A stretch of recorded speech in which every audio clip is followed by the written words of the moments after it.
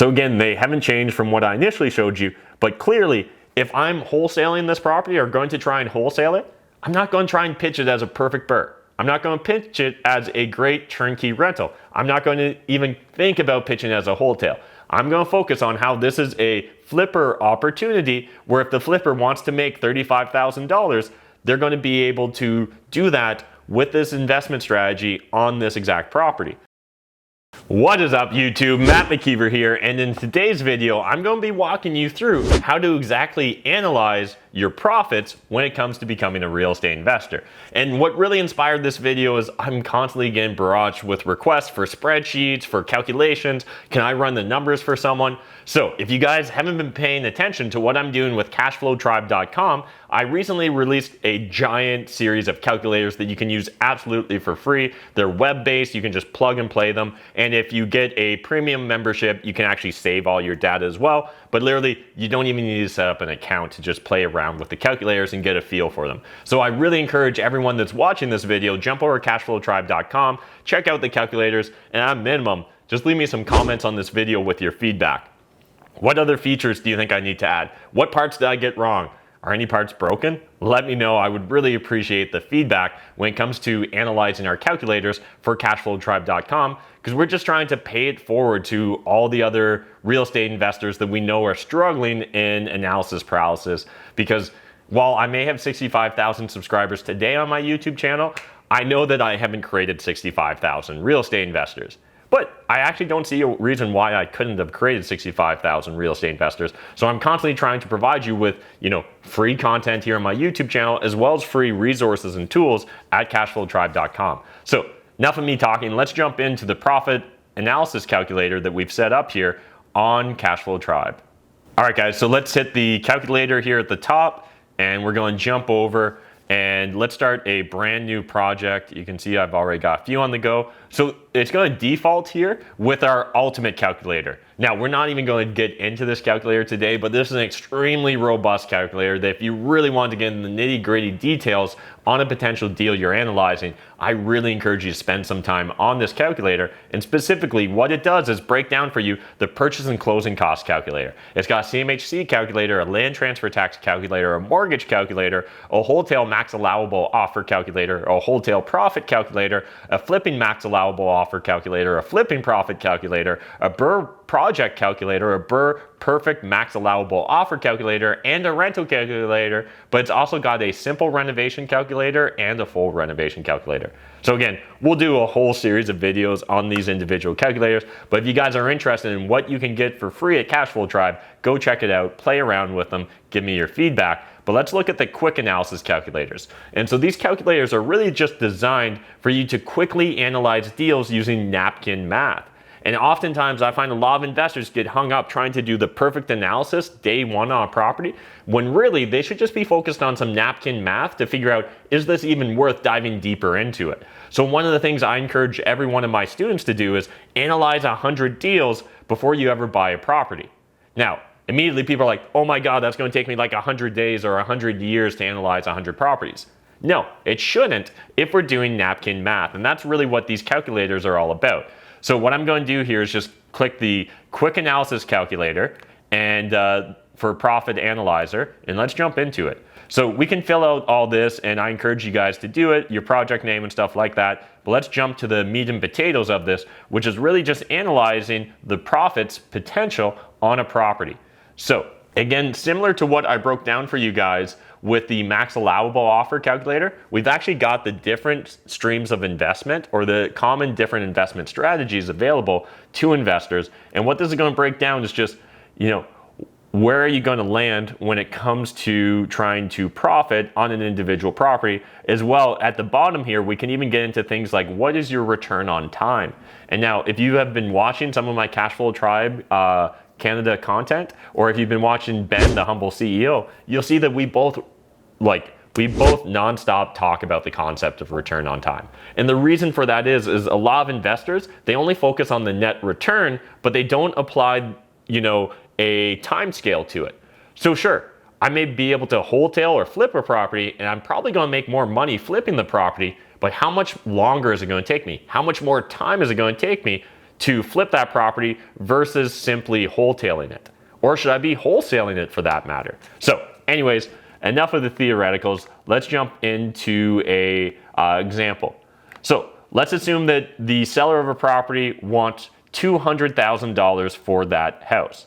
So whether I'm buying it as a wholesale, a flip, a rental, or a BRRRR, I'm going to be looking at the same price. All right, then what I need to know is my after repair or fair market value. So if you haven't watched the Max Allowable Offer Calculator video series, I encourage you to check it out. But essentially what this is focused on is what price would someone pay for this property once the relevant renovations are done for that strategy. So again, usually when we're looking at a wholesale, flip, rental, or BRRRR strategy, usually wholesale is likely going to be the lowest after repair value because we're going to do the least amount of work or effort on the property. So in the previous example, I believe I used $225,000 as my after repair value when it came to wholesaling. Now as a flipper, we said $300,000, and as a rental, we said $225,000, and as a BRRRR, we said $275,000. If you guys want to understand the logic behind that, jump over to the previous series of videos and you can really watch me walk through that logic. Now, when it comes to closing costs, this really won't vary regardless of the investment strategy that we're looking at implementing.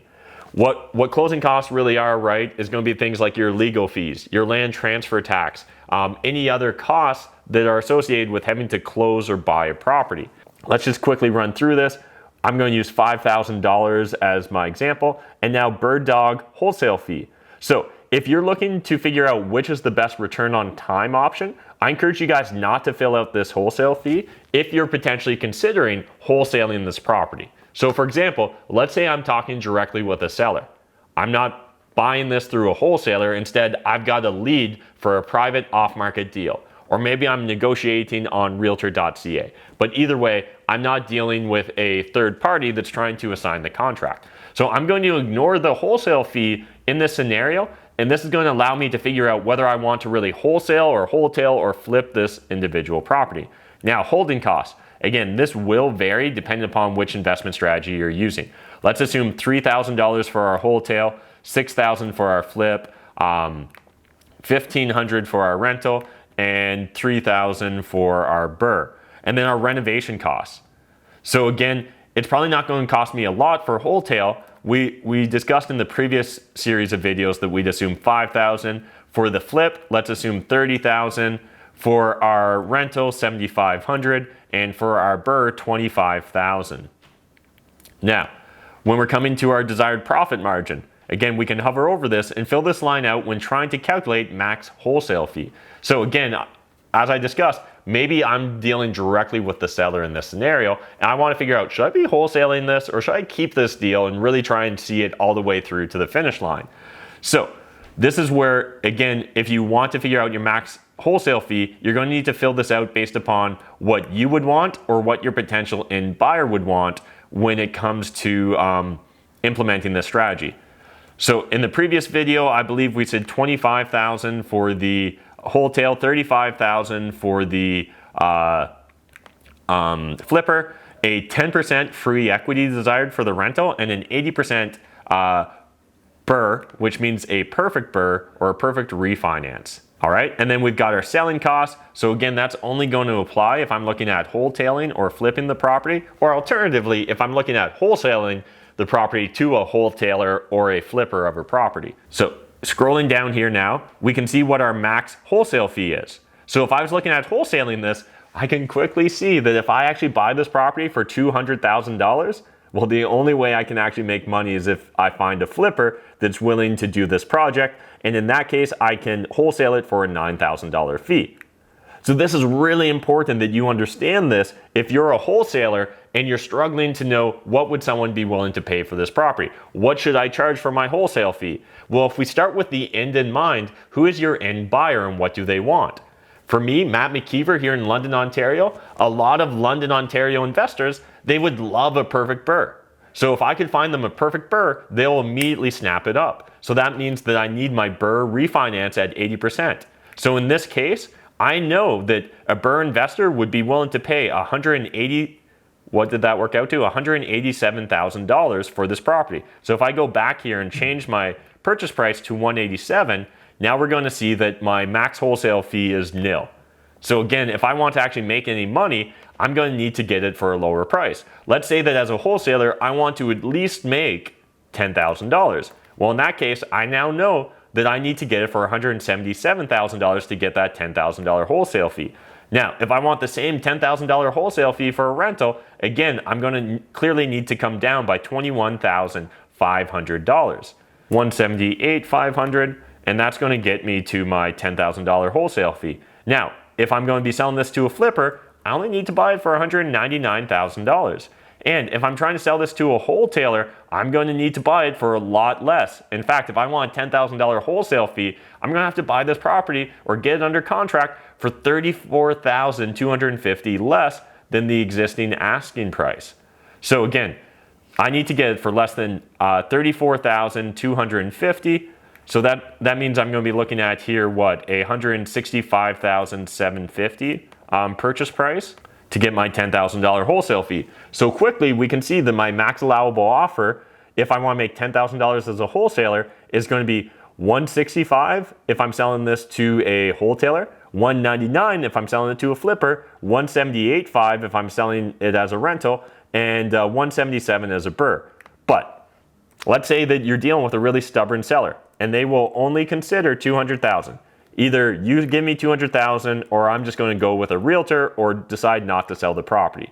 So let's switch all these lines back to $200,000 and again, look at what our max wholesale fee options were. So again, they haven't changed from what I initially showed you, but clearly, if I'm wholesaling this property or going to try and wholesale it, I'm not going to try and pitch it as a perfect BRRRR. I'm not going to pitch it as a great turnkey rental. I'm not going to even think about pitching it as a wholesale.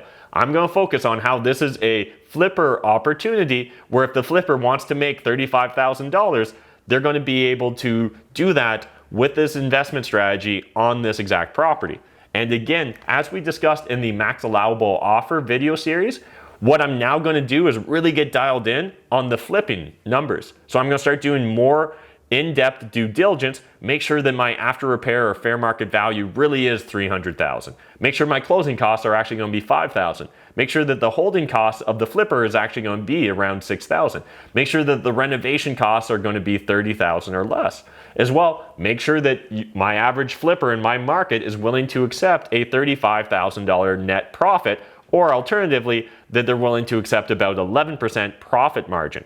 And then as well, confirm that my selling costs are likely to be about $15,000. All right, guys, so that's a quick analysis breakdown of what profits you're potentially looking at depending upon the investment strategy on this series of videos. As well, this is a great way to quickly figure out what strategy is going to lend itself best towards you wholesaling the property. Should I be focusing on trying to sell this property to BRRRR investors? Should I be focusing on selling it to wholesalers? Well, in this case, you should really be focused on selling it to flippers. Does this make sense? Did you guys enjoy this video? Jump in the comment section and let me know if this series of videos breaking down these calculators for you guys is really providing value. Because at the end of the day, that's the reason we created these free calculators. It's also the reason I created my YouTube channel. So if it turns out you guys find this boring, if you don't want to see more calculator videos, tell me in the comment section. And if you want more calculator videos, if you'd like me to actually go through real life examples and break down for you step by step, how I'd go about analyzing a real life deal, let me know in that comment section. I'd be more than happy to make an additional series of videos. But quick little reminder, if you guys haven't subscribed to the channel, please do so. I'm trying to get to 100,000 subscribers. More than 50% of my viewers do not subscribe to my YouTube channel, and I mean, it's free. Literally, my content's free, hitting the subscribe button's free, smashing the like button, it's free. So if you guys could do that, I would greatly appreciate it, because I really want, for ego purposes, that silver play button from YouTube. Thanks, guys.